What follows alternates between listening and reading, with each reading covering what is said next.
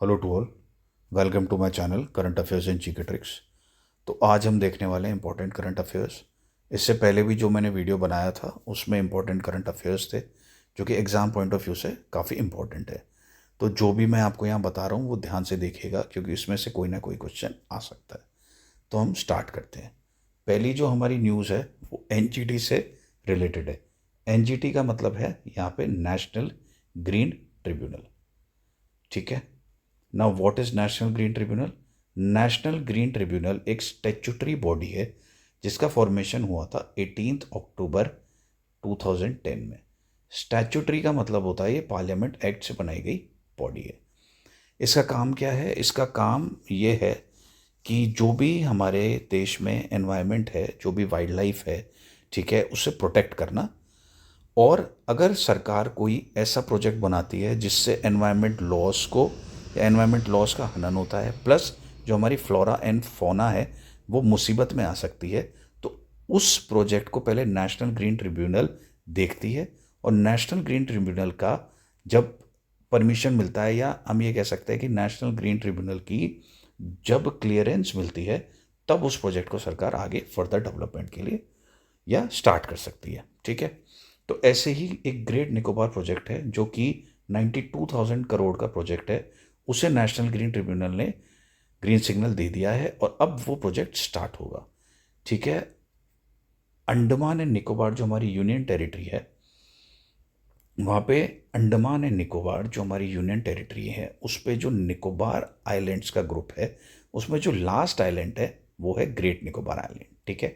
उस great Nicobar island पे ये प्रोजेक्ट स्टार्ट होने वाला है जिसे एनजीटी ने क्लियर कर दिया है। यहाँ पे प्रॉब्लम ये आ रही है कि जो Andaman and Nicobar group of islands है, यहाँ पे फ्लोरा एंड फौना बहुत ज़्यादा अच्छी क्वांटिटी में है, प्लस यहाँ पे ट्राइब्स भी रहती हैं। तो सवाल ये उठ रहा था कि अगर सरकार इतना ज़्यादा बड़ा डेवलपमेंट प्रोजेक्ट लाती है तो यहाँ की जो ट्राइब्स हैं उसको भी नुकसान पहुँच सकता है, और जो यहाँ फ्लोरा एंड फौना है उनको भी नुकसान पहुँच सकता है। लेकिन यहाँ पर एनजीटी का कहना ये है कि जो भी प्रोजेक्ट हो, जो भी ये प्रोजेक्ट्स हैं या जिन जो भी इस प्रोजेक्ट के तहत जो भी डेवलपमेंट होगा, जैसे ग्रीनफील्ड एयरपोर्ट बनेगा या पावर प्लांट बनेगा या प्लांट टाउनशिप बनेगी, उससे यहाँ के फ्लोरा एंड फौना को नुकसान नहीं पहुँचेगा क्योंकि यहाँ पे स्ट्रैटेजिक तरीके से डेवलपमेंट किया जाएगा। ठीक है। Andaman and Nicobar group of islands के बारे में थोड़ा सा देख लेते हैं कि ये किस तरह से बने हुए हैं। तो ये पहले तो अंडमान ग्रुप ऑफ आइलैंड्स है, फिर बीच में एक 10 डिग्री चैनल है। 10 डिग्री चैनल का मतलब है 10 डिग्री नॉर्थ लैटिट्यूड। ठीक है। 10 degree north latitude Andaman group of islands और निकोबार ग्रुप ऑफ आइलैंड्स के बीच में से पास होता है। अंडमान ग्रुप ऑफ आइलैंड्स पे पहला आइलैंड है नॉर्थ अंडमान, फिर मिडिल अंडमान, फिर साउथ अंडमान, फिर लिटिल अंडमान। लिटिल अंडमान के बाद 10 डिग्री चैनल आता है। उसके बाद जो आता है वो है कार निकोबार, फिर लिटिल निकोबार और फिर ग्रेट निकोबार। इसी ग्रेट निकोबार पे ये प्रोजेक्ट जो है स्टार्ट होने वाला है। ठीक है। कुछ इंपॉर्टेंट चीज़ें और देख लेते हैं इस प्रोजेक्ट से रिलेटेड। एनजीटी ने ये कहा है कि NGT directed eight activities must strictly comply with the island coastal regulation zone notification 2019। तो 2019 में एक आईसीआरजेड था। जो भी डेवलपमेंट प्रोजेक्ट स्टार्ट होता है जो एनवायरनमेंट को या वाइल्ड लाइफ को नुकसान पहुंचा सकता है, तो उसे island coastal regulation zone notification date is ICRZ 2019 के नॉर्म्स के तहत कंप्लाई करना चाहिए, तभी वो फिर आगे बढ़ सकता है। ठीक है। ये एक इंपॉर्टेंट चीज़ है। अब great Nicobar located near Malacca strait, a major global shipping route. एक इंपॉर्टेंट चीज़ ये है कि जो ग्रेट निकोबार आइलैंड है वो मलक्का स्ट्रेट के पास में लोकेटेड है। मलक्का स्ट्रेट जो है वो बहुत स्ट्रैटेजिकली इंपॉर्टेंट है इंडिया के लिए। मलक्का स्ट्रेट इसलिए स्ट्रैटेजिकली इंपॉर्टेंट है क्योंकि मलक्का जो स्ट्रेट है वो अंडमान सी को, जो कि इंडियन ओशन में है, साउथ चाइना सी, ठीक है, साउथ चाइना सी से जोड़ता है जो कि पैसिफिक ओशन में है। ठीक है। तो ये जो है इंडिया के लिए स्ट्रैटेजिकली इसलिए इंपॉर्टेंट है क्योंकि चाइना का 70% जो ट्रेड है वो इसी रूट से होता है। ठीक है। तो इंडिया इस वजह से यहाँ पे ग्रेट निकोबार जो आइलैंड है यहाँ पे प्रोजेक्ट स्टार्ट करना चाहता है क्योंकि वो मलक्का जो भी आसपास के मैरीटाइम जोन्स हैं उन उस पर नज़र रख सकता है, ताकि वो मलक्का स्ट्रेट पर भी अच्छे से नज़र रख सके। और मलक्का स्ट्रेट मैंने आपको बता दिया, इंपॉर्टेंट इसलिए है क्योंकि ये अंडमान सी को और साउथ चाइना सी से जोड़ता है, जो कि पैसिफिक ओशन में है। ठीक है, ये एक इंपॉर्टेंट चीज़ थी। फिर मैंने आपको बताया स्ट्रैटेजिकली ये बहुत इंपॉर्टेंट है। ठीक है, अब क्या है कि इससे क्या होगा, ये जो प्रोजेक्ट कर रही है इंडिया, ठीक है, जिसको नेशनल ग्रीन ट्रिब्यूनल ने ग्रीन सिग्नल दे दिया है, इससे मैरीटाइम सिक्योरिटी पे फ़र्क पड़ेगा, क्योंकि मैरीटाइम सिक्योरिटी इंडिया की और ज़्यादा स्ट्रेंथन होगी, एनहांस होगी। जो ब्लू इकोनॉमी है इंडिया की, वो जो चाहता है वो अच्छे से देख सकेगा इंडिया, या फिर वो अच्छे से स्ट्रेंथन होगी। लॉजिस्टिक्स एंड ट्रेड कॉम्पिटिटिवनेस भी बढ़ेगी इंडिया की। ठीक है, ट्रेड भी यहाँ पे बढ़ेगा, क्योंकि अगर ये रीजन जो है ग्रेट निकोबार का ये डेवलप होता है, तो यहाँ पे कई एयरपोर्ट्स बनेंगे, कई ऐसी चीज़ें बनेंगी जिससे ट्रेड जो है इंडिया के लिए एनहांस होगा। अब एक बहुत इंपॉर्टेंट चीज़ ये है कि एनजीटी के अंदर, that is national green tribunal के अंडर, कुछ एनवायरमेंटल लॉज आते हैं। ठीक है, जो टाइम टू टाइम पार्लियामेंट के द्वारा बनाए गए हैं, ताकि जो हमारे एनवायरमेंट है और वाइल्ड लाइफ है उनको संरक्षण दिया जा सके, या उनको संरक्षण प्राप्त हो सके। ये जो एक्ट हैं वो है इम्पॉर्टेंट है, ये एक्ट जो हैं ये इम्पॉर्टेंट है, आप लोग इन्हें ध्यान से देखिएगा, ये एग्ज़ाम में आ सकता है। पहला है वाटर एक्ट 1974। वाटर एक्ट 1974 जो बनाने का पर्पस था वो ये था कि वाटर को पोल्यूट होने से बचाया जा सके। ये जो वाटर एक्ट 1974 है, या एयर एक्ट है 1981, ये जो है इसलिए बनाए गए थे कि वाटर जो पोल्यूशन है उस पर रोकथाम की जा सके। ठीक है, पोल्यूशन को रोका जा सके, इसलिए वजह से बनाया गया था। तो पहला बना वाटर एक्ट 1974, फिर एयर एक्ट 1981, दोनों इसलिए बनाए गए थे ताकि पोल्यूशन पर रोक लगाई जा सके। फिर एनवायरमेंट प्रोटेक्शन एक्ट बना था 1986 में, फॉरेस्ट कंजर्वेशन एक्ट बना था 1980 में, बायोलॉजिकल डाइवर्सिटी एक्ट बना था 2002 में, और पब्लिक लाइबिलिटी इंश्योरेंस एक्ट बना था 1991 में। ये सारे एक्ट एनजीटी के अंडर आते हैं, और कोई भी अगर इन एक्ट का हनन करता है, किसी भी तरीके से इन एक्ट की लापरवाही होती है, तो एनजीटी उस पर ठोस कदम उठा सकता है, जो भी इसके दायरे के अंदर आता है। ठीक है, थोड़ा सा एनजीटी के बारे में और देख लेते हैं कि एनजीटी, जैसे मैंने आपको बताया कि एक क्वासी जुडिशियल बॉडी है। ठीक है, क्वासी जुडिशियल बॉडी है, ये समन कर सकती है। इसका स्ट्रक्चर देख लेते हैं। इसका स्ट्रक्चर ये है कि 10 से 20 मेंबर्स जो हैं वो तो जुडिशियल होते हैं। ठीक है, और बाकी 10 से 20 मेंबर्स जो हैं वो एक्सपर्ट होते हैं। जो जुडिशियल मेंबर्स हैं, और जो जुडिशियल मेंबर्स हैं पहले उनका देख लेते हैं। एनजीटी में चेयरमैन जो होता है वो सुप्रीम कोर्ट का रिटायर्ड जज, या फिर हाई कोर्ट के कोई सीजे हो सकते हैं। ठीक है, किसी भी हाई कोर्ट के चीफ जस्टिस हो सकते हैं रिटायर्ड। जो इनका कार्यकाल होता है, जो भी चेयरमैन बनते हैं एनजीटी के, वो होता है 5 ईयर्स और 70 years, up to the age of 70 years, जो भी पहले। जो भी जुडिशियल मेंबर्स होते हैं 10 से 20, जो मैंने आपको बताया 10 to 20 जुडिशियल मेंबर्स हो सकते हैं, उनका जो कार्यकाल होता है वो सुप्रीम कोर्ट के लिए, तो सुप्रीम कोर्ट के जो भी अगर मेंबर्स हैं जो सुप्रीम कोर्ट से आ रहे हैं उनके लिए 5 साल या 70 ईयर्स, जो भी पहले हो। लेकिन हाई कोर्ट के जज अगर इसके मेंबर्स हैं तो उनके लिए जो कार्यकाल होता है वो होता है 5 ईयर्स और up to the age of 67 years, जो भी पहले हो। ठीक है, अब जो एक्सपर्ट्स होते हैं एनजीटी में, वो एक्सपर्ट्स मास्टर्स किए हुए होने चाहिए टेक्नोलॉजी में। ठीक है, इंजीनियरिंग में, इन फील्ड से वो होने चाहिए। उनका जो कार्यकाल होता है एक्सपर्ट मेंबर्स का, वो होता है 5 साल या 65 ईयर्स, 65 साल, up to the age of 65 years, जो भी पहले हो। ठीक है, ये जो है एनजीटी बनता है इससे।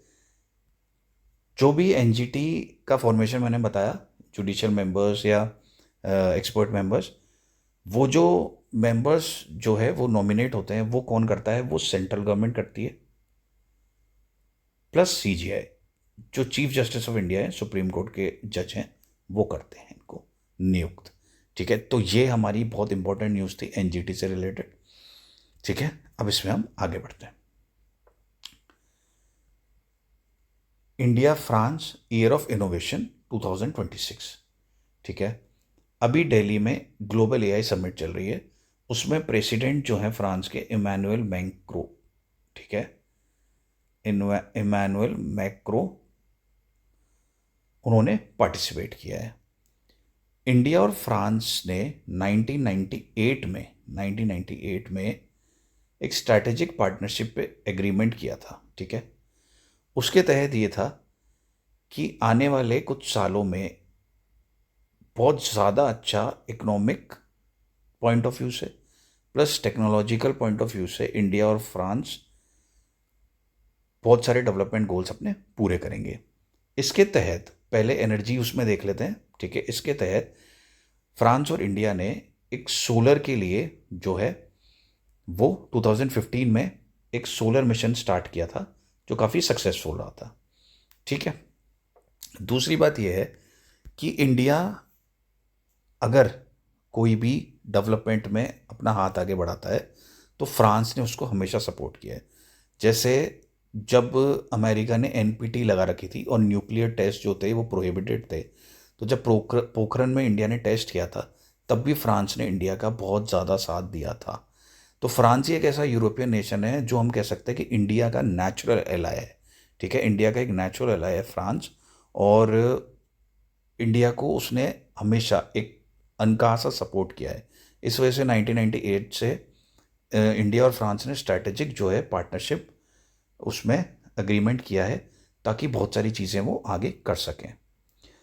तो India France year of innovation 2026 को क्यों कहा जा रहा है? Strengthen the India France strategic partnership. ठीक है, 1998 से ये हो रहा है, काफ़ी ज़्यादा स्ट्रेंथन हुई है।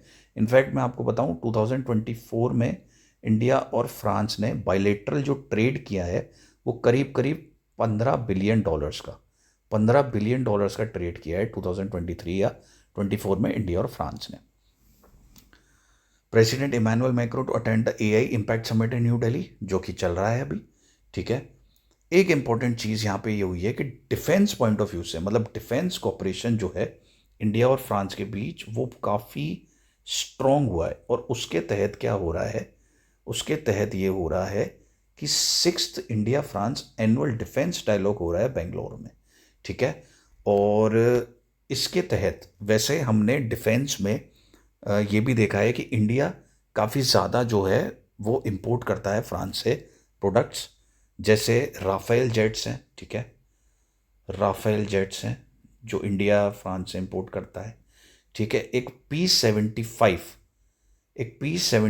स्कॉर्पियन सबमरीन है। ठीक है, P75 स्कॉर्पियन सबमरीन है जो इंडिया ने फ्रांस से इंपोर्ट की है। ठीक है, उसके अलावा इंडिया और फ्रांस के बीच में बहुत सारी जॉइंट मिलिट्री एक्सरसाइजेज होती हैं। ठीक है, जैसे शक्ति है जो आर्मी के लिए होती है, या वरुण है जो नेवी एक्सरसाइज है, गरुड़ है। इस तरह से बहुत इंपॉर्टेंट जो है जॉइंट मिलिट्री एक्सरसाइजेज फ्रांस और इंडिया के बीच में होती हैं। इनफैक्ट स्पेस के मामले में भी आप देखिएगा कि जो इसरो है और जो फ्रांस की जो स्पेस एजेंसी है सीनेस, उसने काफ़ी सारे प्रोजेक्ट्स मतलब आगे भी करेगा वो इंडिया के साथ मिलके, सीनेस इसरो के साथ मिलके, और जो काफ़ी इंपॉर्टेंट प्रोजेक्ट्स भी पहले से भी साथ में किए हैं। उसके तहत इन्होंने एक सैटेलाइट बनाई थी। ठीक है, जो वेदर को और क्लाइमेट को वो देखने का काम करती है, और जो काफ़ी सक्सेसफुल एक इन दोनों का साथ में मिशन था। जो भी ये चीज़ें हो रही हैं, मतलब टेक्नोलॉजी में जो दोनों देश मिलकर काम करेंगे, या जैसे एआई में मिलकर काम करेंगे, या जैसे मैंने अभी आपको एग्जांपल दिया डिफेंस में कितना अच्छा काम किया और भी करेंगे। ठीक है, स्पेस में करेंगे। ये सब जो मेन मकसद है उसका, वो इंडियन पॉइंट ऑफ व्यू से ये है कि ये इंडिया को आत्मनिर्भर बनाना चाहते हैं डिफेंस में। मेन जो इनका टारगेट है वो डिफेंस से रिलेटेड है, और focus in make in India. पहले तो मेक इन इंडिया पे फोकस रहेगा, क्योंकि इंडिया ये चाहता है कि बहुत सारी चीज़ें अब वो खुद करे। हाँ, वो इंपोर्ट करे फ्रांस से, लेकिन वो अपने भी प्रोडक्ट्स जो है जो स्वदेशी प्रोडक्ट्स हैं वो बनाए। ठीक है, तो मेक इन इंडिया के तहत इंडिया ये चीज़ करना चाहता है, प्लस आत्मनिर्भर भारत डिफेंस में वो मेनली करना चाहता है। ठीक है, अब 2023 में ये 25 ईयर्स हो गए हैं दोनों को 1998 से। Both countries adopted the horizon 2047 road map. जब 2023 में 25 ईयर्स हुए थे दोनों की स्ट्रैटेजिक पार्टनरशिप को, तो दोनों कंट्रीज ने एक होराइजन 2047 का रोड मैप अपनाया है, जिसके तहत मैंने आपको पहले ही बता दिया कि डिफेंस में, स्पेस में, ठीक है, और जो है एआई में, दोनों मिलकर स्ट्रैटेजिकली पार्टनरशिप को आगे बढ़ाएंगे और काफ़ी डेवलपमेंट्स करेंगे। ठीक है, ये एक इम्पॉर्टेंट न्यूज़ थी, इसमें हम आगे बढ़ते हैं। एक चीज़ इससे पहले यहाँ पे जब हमने देखा था ना ग्रेट निकोबार प्रोजेक्ट से रिलेटेड एनजीटी के बारे में, तो एनजीटी, एक चीज़ आप ध्यान रखना नेशनल ग्रीन ट्रिब्यूनल के बारे में, कि नेशनल ग्रीन ट्रिब्यूनल जो है वो प्रिंसिपल्स ऑफ नेचुरल जस्टिस पे काम करता है। प्रिंसिपल्स ऑफ नेचुरल जस्टिस पे काम करता है, ये किसी प्रोसीजरल कोड के तहत काम नहीं करता है। ठीक है, ये एक इंपॉर्टेंट चीज़ थी, इसको आप ध्यान में रखिएगा। ठीक है, एक यहाँ पे नया इनोवेशन हुआ है डिस्ट्रिक्ट कूलिंग पे। ठीक है, ये वर्ड डिस्ट्रिक्ट कूलिंग जो है ये अभी देखा गया है और यहाँ पे बहुत अच्छा इनोवेशन किया गया है। डिस्ट्रिक्ट कूलिंग है क्या? तो डिस्ट्रिक्ट कूलिंग जो है वो एक ऐसा सिस्टम है जो बिल्डिंग्स में एसी लगे होते हैं ना, एयर कंडीशनर, ठीक है, उनकी जगह लगेगा। ये भी एक तरह का एयर कंडीशनर है, बट ये एक तो वाटर को यूज़ करता है, पहली बात, प्लस क्या है कि इसमें ऐसा सिस्टम है, जैसे आप समझिए कि आपने गैस का कनेक्शन लिया हुआ है पाइपलाइन से। तो गैस के कनेक्शन में क्या होता है कि एक गैस की मेन पाइपलाइन होती है एक सेंट्रल स्टेशन से, वो आपके घरों तक पहुंचाई जाती है, और फिर उसके बाद जो है वो आप गैस यूज़ कर सकते हैं। सेम यहाँ पे ये है कि डिस्ट्रिक्ट कूलिंग में ऐसा है कि एक सेंट्रलाइज्ड एयर कंडीशनर होगा, मतलब एक सेंट्रलाइज्ड जो है वो सिस्टम होगा। ठीक है, उस सेंट्रलाइज सिस्टम में मशीन्स लगाई जाएंगी। वहां से क्या होगा कि कूल्ड वाटर जो होगा, करीब करीब मान लीजिए -6 से -7 डिग्री सेल्सियस तक, वो अलग अलग बिल्डिंग्स में भेजा जाएगा थ्रू अंडरग्राउंड वाटर सिस्टम। ठीक है, तो अंडरग्राउंड पाइप्स लगाए जाएंगे उस सेंट्रलाइज सिस्टम से। ठीक है, जहाँ पे मेन मशीन लगी है वहाँ से कूल वाटर जो है बिल्डिंग्स में भेजा जाएगा। अब ये जो कूल वाटर है जो भी बिल्डिंग्स में जाएगा पाइप्स के थ्रू, तो घरों में या बिल्डिंग्स में उस तरह से कंस्ट्रक्शन किया जाएगा कि ये पाइप्स इंस्टॉल होंगे। ठीक है, जब ये कूल वाटर इन पाइप्स में जाएगा अलग अलग बिल्डिंग्स में, अलग अलग घरों में, ठीक है, एक ही सेंट्रल सिस्टम से, तो वहाँ पे ये क्या कूलिंग कर देगा। ठीक है, ये जो पाइप्स हैं वो अपने आप से जो है आसपास की हवा को ठंडे पानी की मदद से कूल कर देंगे। ठीक है, और जो उल्टा ट्रांसफर ऑफ हीट होगा जो आसपास की गर्मी की वजह से हो रहा है, तो उस जो हीट से ट्रांसफर होने के बाद जो पानी गर्म होगा दोबारा, उसे वापस से इस सेंट्रलाइज सिस्टम में भेज देंगे, और ऐसे ही सर्कुलेशन ऑफ वाटर होगा, ऐसे ही सर्कुलेशन ऑफ वाटर चलेगा। ठीक है, ये एक बहुत अच्छा सिस्टम है।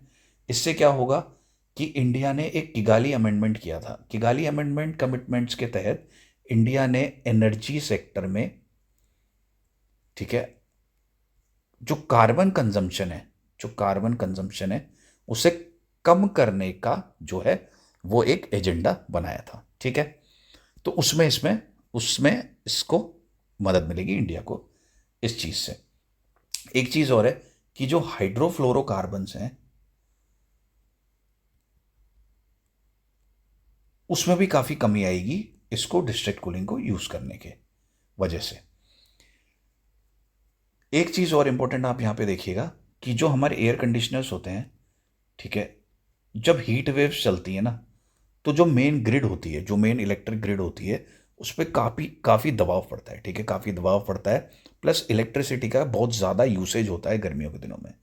कम से कम 30 से 40% इलेक्ट्रिसिटी जो है उसकी खपत होगी, उसकी बचत होगी डिस्ट्रिक्ट कूलिंग को यूज़ करके।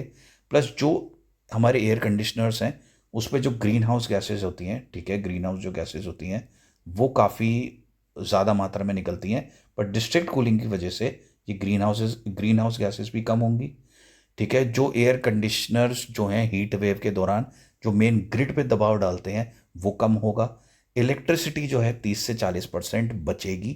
प्लस क्योंकि ये जो एयर कंडीशनर डिस्ट्रिक्ट कूलिंग जो एयर कंडीशनर यूज़ करता है वो वाटर से रिलेटेड है, वाटर भी यहाँ पे बचेगा। अगर ऐसा कोई सोचे कि ये जो सेंट्रलाइज जो मशीन है इसकी सिस्टम है वो वाटर को ज़्यादा यूज़ करेगा, ऐसा नहीं है, वाटर भी यहाँ पे बचेगा।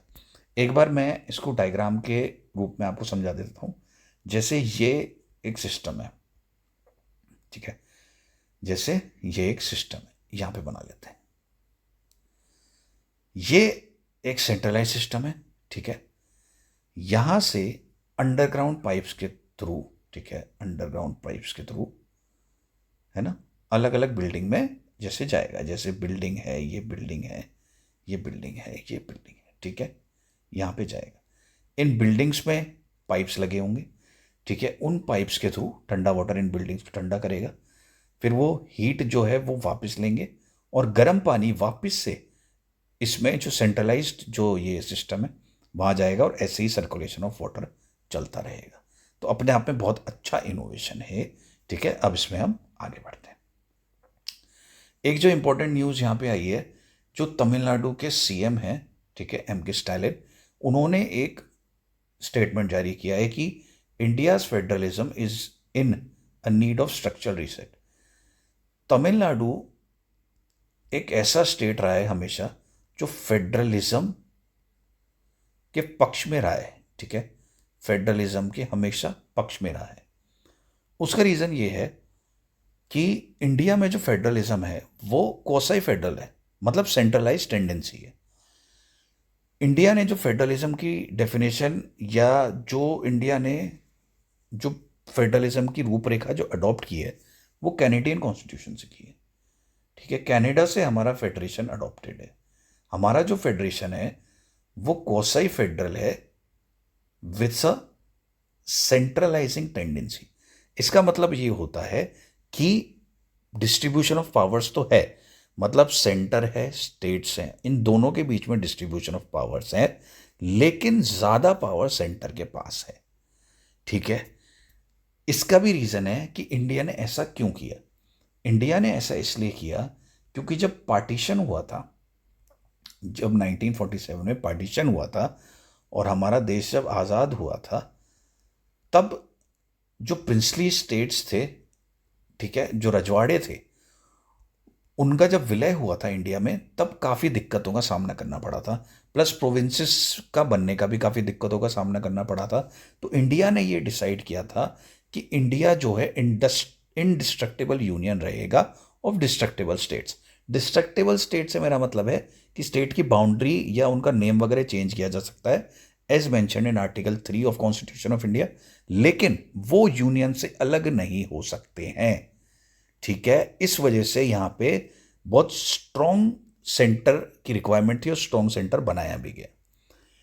पर इसका नतीजा ये हुआ कि सेंटर जो है वो ज़्यादा पावरफुल होता गया और स्टेट्स जो हैं वो कम पावरफुल होते गए। उससे जो है स्टेट्स की डिपेंडेंसी बहुत बढ़ गई सेंटर पे। ठीक है, तो तमिलनाडु गवर्नमेंट ने स्टार्टिंग से ही, क्योंकि पहले क्या था इनिशियल जो ईयर्स से इंडिपेंडेंस के बाद, कि वन पार्टी सिस्टम था पूरी कंट्री में। मेरे कहने का मतलब यह है, पार्टीज तो थी लेकिन एक ही पार्टी थी जो सेंटर पे भी रूल कर रही थी और जो स्टेट्स में भी वही पार्टी हमेशा जीतती थी और रूल करती थी। बट कुछ टाइम बाद जब कोएलिशन गवर्नमेंट का टाइम आया तब ये ट्रेंड हटा और फिर स्टेट्स को थोड़ी बहुत, मतलब कहने को तो पहले से फेडरलिज्म था बट अब ऑटोनॉमी देना स्टार्ट करना पड़ा। और उसी वजह से तमिलनाडु गवर्नमेंट ने स्टार्टिंग से ही यहाँ पे फेडरलिज्म के लिए आवाज़ उठाई है। ठीक है, और उसी के तहत तमिलनाडु ने एक राजमन्नार कमेटी बनाई थी 1969 में, जो अपने आप में फर्स्ट कमेटी थी किसी स्टेट के द्वारा बनाई गई जिसने यूनियन स्टेट रिलेशंस पे बात की थी या कुछ पॉइंट्स बताए थे। ठीक है, सुप्रीम कोर्ट ने भी एसआर बोमई केस में ये बोला था कि जो फेडरलिज्म है ना वो पार्ट है बेसिक स्ट्रक्चर डॉक्ट्राइन का, ठीक है। तो आप फेडरलिज्म को हटा तो नहीं सकते। प्लस सेंटर ये ना सोचे कि स्टेट्स जो हैं वो सेंटर के अंडर हैं, नहीं, स्टेट्स अपने आप में ऑटोनॉमस यूनिट्स हैं, ठीक है। वो अपने आप में बहुत अच्छे से फंक्शन कर सकते हैं, ठीक है। और आर्टिकल 356 का इस्तेमाल बहुत कम तरीकों से, बहुत कम यूज़ किया जाए आर्टिकल 356 को, और उन्हीं केसेस में यूज़ किया जाए जहाँ पे बहुत ज़्यादा इमरजेंसी हो। Article 356 deals with the president rule. SR Bommai case के पहले काफ़ी बार ऐसा होता था कि अगर सेंटर में कोई और सरकार आती थी और किसी स्टेट में कोई और सरकार आती थी, तो सेंटर जो है वो उस स्टेट पे प्रेसिडेंट रूल लगा देता था, जिससे वहाँ की विधानसभा जो है वो टेम्पररी सस्पेंड हो जाती थी, जो कि हमारे जो है डेमोक्रेसी के और फेडरलिज्म के खिलाफ है। लेकिन एसआर बोम्बई केस में सुप्रीम कोर्ट ने ये बोला कि फेडरलिज्म जो है वो बेसिक स्ट्रक्चर डॉक्ट्राइन का कॉन्सेप्ट है, ठीक है। और article 356 that is president rule को बहुत देख समझ के और इमरजेंसी में ही यूज़ किया जाए, ठीक है। जब ये राजमन्नार कमेटी बनी थी 1969 में, तमिलनाडु गवर्नमेंट ने बनाया था, उसके बाद में सरकारिया कमीशन आया जो सेंटर स्टेट रिलेशंस पे जिसने कई पॉइंट्स दिए और उसको अडॉप्ट भी किया गया। फिर पंची कमीशन ने भी कई सारे पॉइंट्स दिए थे, उसके बाद जो बना था उसे अडॉप्ट भी किया था। तो यहाँ पे क्या ज़रूरत है, end of the day conclusion ये है कि यहाँ पे ये ज़रूरत है कि ओवर सेंट्रलाइजेशन गलत है, ठीक है। ओवर सेंट्रलाइजेशन ना किया जाए,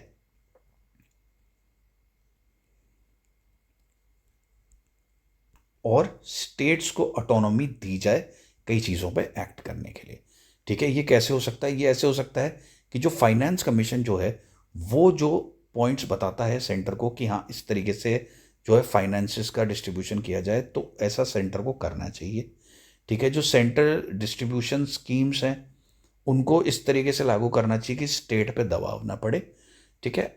और सेंटर को स्टेट को इस तरह से नहीं समझना चाहिए कि भाई मैं जो बोलूँगा तुम्हें करना पड़ेगा, ठीक है, क्योंकि तुम एज ए एडमिनिस्ट्रेटिव यूनिट ढंग से परफॉर्म नहीं कर सकते, नहीं। अगर आप रिस्पॉन्सिबिलिटी नहीं देंगे तो कोई कैसे आगे बढ़ेगा? तो रिस्पॉन्सिबिलिटी देनी चाहिए सेंटर को, स्टेट्स को, और उस तरीके से एक्ट करना चाहिए ताकि फेडरलिज्म की मेंटेन रहे फेडरलिज्म और सेंट्रलाइजिंग टेंडेंसी ओवर ना हो। एक चीज़ और सेंटर ये कर सकती है कि जो कॉन्करेंट लिस्ट है उस पर जो सेंटर है वो काफ़ी लॉज बनाती रहती है, ठीक है। तो उसको, वो लॉस को कम करना चाहिए बनाना, और स्टेट को ज़्यादा मौका देना चाहिए जो कॉन्करेंट लिस्ट है उस पर लॉस बनाने के लिए, क्योंकि कॉन्करेंट लिस्ट पे जो सब्जेक्ट्स हैं उस पर दोनों सेंटर और स्टेट लॉज बना सकते हैं। सेंटर अगर कॉन्करेंट लिस्ट पे लॉ बनाती है और स्टेट भी बनाती है सेम सब्जेक्ट पे, तो सेंटर का जो है वो प्रिवेल करता है। तो ऐसे में सेंटर को ये करना चाहिए कि स्टेट को मौका देना चाहिए लॉस बनाने का, ठीक है। अब हम आगे बढ़ते हैं। एक CBDC based PDS scheme launch हुई है, या पीडीएस लॉन्च हुआ है, CBDC based PDS public distribution system launch हुआ है। ये union home minister Amit Shah ji ने लॉन्च किया गुजरात में, गांधीनगर गुजरात में।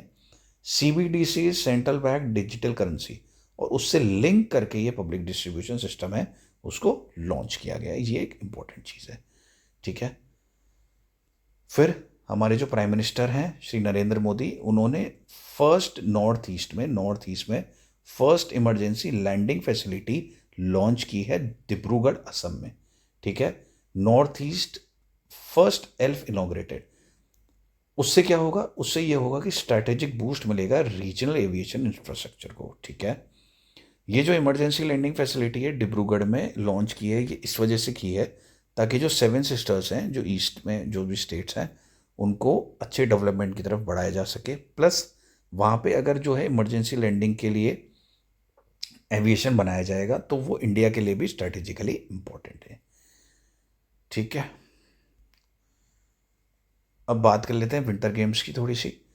तो विंटर गेम्स में जो साउथ अमेरिका में हो रहे हैं, वहाँ पे ल्यूकस पिनहीरो ब्राथिन ने, जो कि ब्राज़ील के हैं, उन्होंने जायंट स्लैलम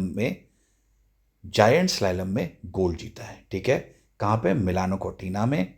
साउथ अमेरिका का ये first ever winter games medal है, और ये फर्स्ट विंटर गोल्ड है साउथ अमेरिका का, जो कि जीता है ल्यूकस पिनहीरो ब्राथिन ने, ब्राज़ील के जो हैं। अब एक सेंटेनरी सेलिब्रेशन हुआ है, ठीक है, जो मिनिस्ट्री ऑफ कल्चर है उन्होंने 16 फरवरी 2026 में 16 फरवरी 2026 को, ठीक है, न्यू दिल्ली में सेलिब्रेट किया सेंटेनरी सेलिब्रेशन। और ये मिनिस्ट्री ऑफ कल्चर ने क्यों किया? क्योंकि ओल्ड चिक की स्क्रिप्ट है, जो कि ऐसी स्क्रिप्ट है जो संथली लैंग्वेज के लिए डेवलप की गई थी। किसके द्वारा?